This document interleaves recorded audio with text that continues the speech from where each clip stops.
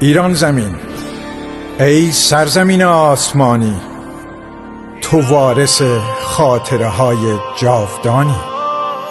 ای چشمه جوشان اندیشه، تو باید فخر و شکوه این جهان باقی بمانی.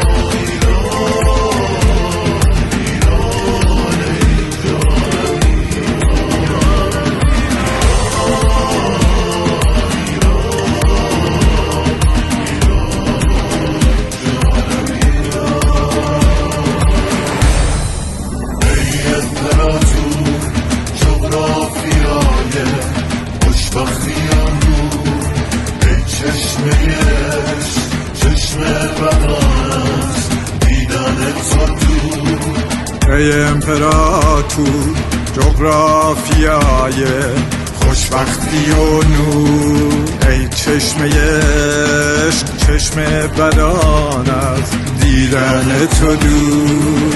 ای سرپناه آرام و امن هر بی پناهی،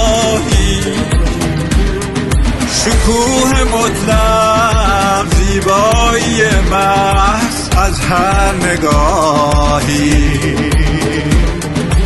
ایران شیران، خاک در ایران، ای روحم ایران، ای جانم ایران.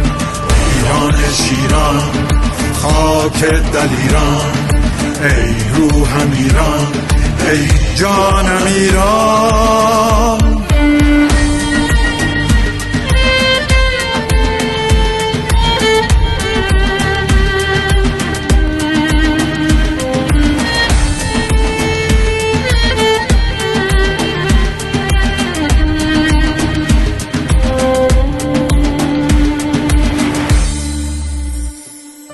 طلای داره دانش آهنگ، ای مظهر صلح، ای مهد فرهنگ. اسمت نگینه هویت من، تاریخ تو اوج قدرت من.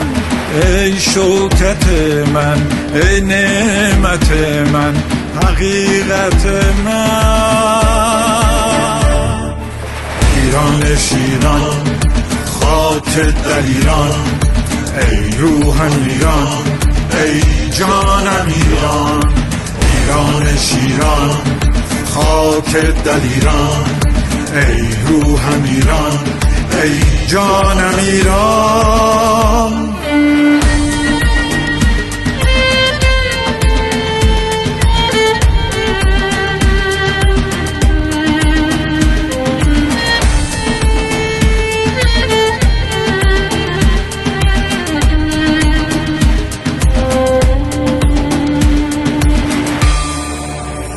ایران زمین، ای سرزمین آسمانی، تو وارث خاطره های جاودانی. ای چشمه جوشان اندیشه، تو باید فخر و شکوه این جهان باقی بمانی.